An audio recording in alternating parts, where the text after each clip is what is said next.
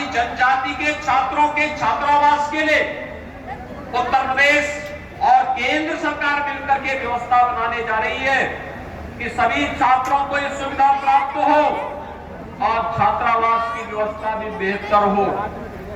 प्रतियोगी परीक्षाओं में इन छात्रों को प्रमुखता के साथ आगे बढ़ने का अवसर प्राप्त हो सके, इसके लिए अनेक कार्यक्रम आगे बढ़ाए जा रहे हैं।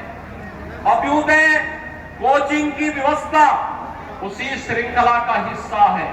भाइयों बहनों, आज आप देखते होंगे प्रधानमंत्री स्टैंड अप की योजना हर बैंक की ब्रांच को अनुसूचित जाति या महिला लाभार्थी में से किसी एक व्यक्ति को जरूर वहां पर बैंक से लोन की सुविधा के साथ जोड़ना है। प्रधानमंत्री मुद्रा योजना में विशेष प्रावधान किए गए हैं जिसके माध्यम से आर्थिक स्वावलंबन के अनेक द्वार खुलते हैं और उसके रास्ते निकलते हैं।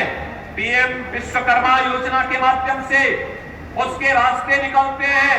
विश्वकर्मा श्रम सम्मान योजना के माध्यम से उसके मार्ग प्रशस्त होते हैं। वन डिस्ट्रिक्ट वन प्रोडक्ट जैसी योजनाओं के माध्यम से।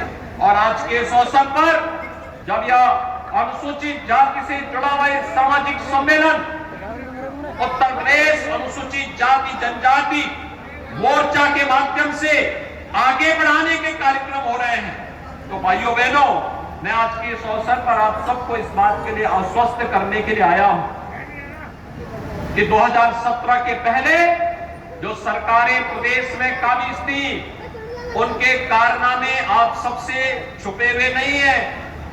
दलित महापुरुषों के स्मारकों को वे तोड़ने की बात करते थे। उनके द्वारा लगातार ये प्रयास किया जाता था कि हमारा समाज अपमानित महसूस करे। उनके द्वारा अनेक इस प्रकार के कुत्सित प्रयास किए गए, लेकिन 2017 के बाद जब डबल इंजन की भारतीय जनता पार्टी सरकार उत्तर प्रदेश में आई तो पिछली सरकारों ने जो अनुसूचित जाति जनजाति की छात्रवृत्ति को उत्तर प्रदेश में रोक दिया था, उस छात्रवृत्ति को फिर से चालू करते हुए यह सुनिश्चित किया कि अनुसूचित जाति जनजाति के हर छात्र को समय से छात्रवृत्ति मिले। यह व्यवस्था भी पुख्ता व्यवस्था करने का कार्य किया गया। यह सुनिश्चित किया गया हर सरकारी कार्यालय में बाबा साहब भीमराव अंबेडकर जो भारत के संविधान के निर्माता है, भारत के संविधान के शिल्पी हैं, उनकी फोटो जरूर लगाई जाए। और आज आप देखते होंगे बाबा साहब भीमराव अंबेडकर की प्रतिमा हर सरकारी कार्यालय में आपको दिखाई देती होगी। आपने देखा होगा कि बाबा साहब भीमराव अंबेडकर से जुड़े पंचतीर्थ ये प्रधानमंत्री मोदी जी की प्रेरणा से ये डबल इंजन की सरकार ने जहां जहां भाजपा की सरकारें थी इन सबने मिलकर के तैयार किया, बनाया। लेकिन इससे पहले बाबा साहब भीमराव अंबेडकर के प्रति पिछली सरकारों ने वोट बैंक के लिए भले ही इस्तेमाल किया होगा, लेकिन सम्मान का भाव व्यक्त नहीं किया। आज तो हमारी सरकार लखनऊ में भी बाबा साहब भीमराव अंबेडकर जी की स्मृति को जीवंत बनाए रखने के लिए एक अंतर्राष्ट्रीय केंद्र की स्थापना कर रही है। इसी वर्ष के अंत तक वह केंद्र बनकर के तैयार हो जाएगा। हमारी सरकार ने डबल इंजन की सरकार का प्रयास है कि लालापुर जो महर्षि वाल्मीकि जी से जुड़ा हुआ पवित्र स्थल है उसके पुनरुद्धार का कार्य वहां पे डबल इंजन की सरकार कर रही है। ये डबल इंजन की सरकार का ही प्रयास है। संत रविदास जी की पावन जन्मभूमि सीर गोवर्धन वाराणसी में वहां पर व्यापक पुनरुद्धार और सुंदरीकरण के बड़े कार्यक्रम को सरकार ने हाथों में लेकर के इस कार्यक्रम को आगे बढ़ाने का निर्णय लिया है।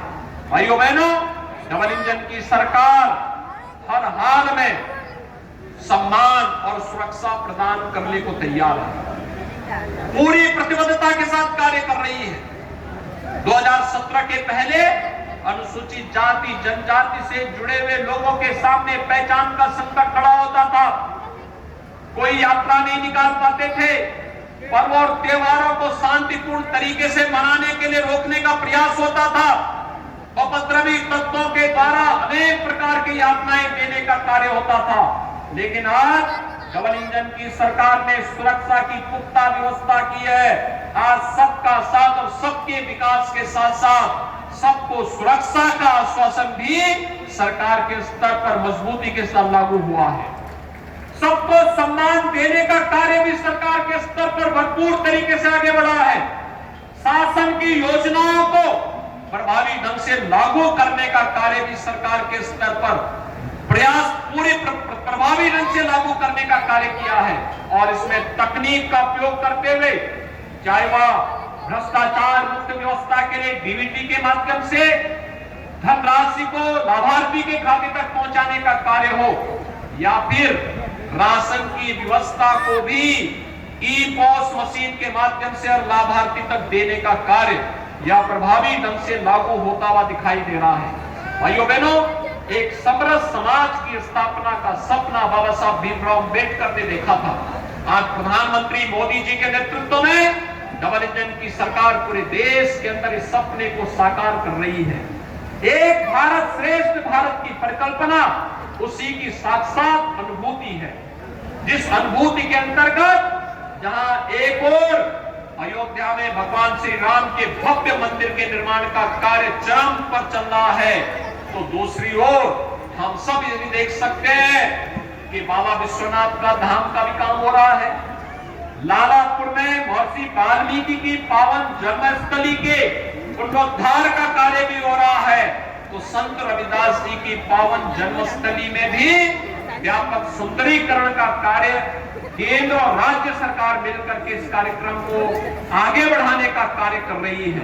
और आज के इस अवसर पर मैं आप सबको आश्वस्त करने के लिए आया हूं, एक और विकास के कार्यक्रमों को आगे बढ़ाने का प्रयास, सम्मान के साथ सबको जीने और आगे बढ़ने का कार्य, शासन की योजना में बराबर की भागीदारी उपलब्ध करवाने का कार्य, और दूसरी तरफ विकास की योजनाओं को त्वरित गति से आगे बढ़ाने का कार्य। और आज इसी श्रृंखला में आपके अलीगढ़ जनपद की लगभग 500 करोड़ रुपए की परियोजनाओं का लोकार्पण और शिलान्यास का कार्यक्रम भी अलीगढ़ के सम्मेलन के माध्यम से संपन्न होने जा रहा है। भाइयों बहनों, जिन जनप्रतिनिधियों को आप लोगों ने आशीर्वाद दिया, माननीय सांसद, माननीय विधायक, माननीय एमएलसी, महापौर, चेयरमैन, जिला पंचायत अध्यक्ष, ब्लॉक प्रमुख, इनके द्वारा जो प्रयास किया गया, उसमें सड़क के भी हैं, बिजली के भी हैं, पानी के भी हैं, शिक्षा के भी हैं, स्वास्थ्य के भी हैं,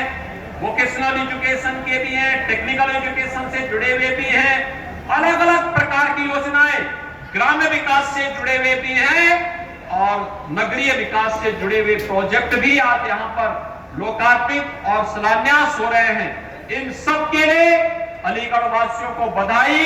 आप सबका एक बार फिर से अभिवादन करते हुए आज के सामाजिक सम्मेलन के अवसर पर आप सबने यहाँ पर आकर के केंद्र और राज्य सरकार के द्वारा किए गए प्रयासों पर अपनी मुहर लगाई है।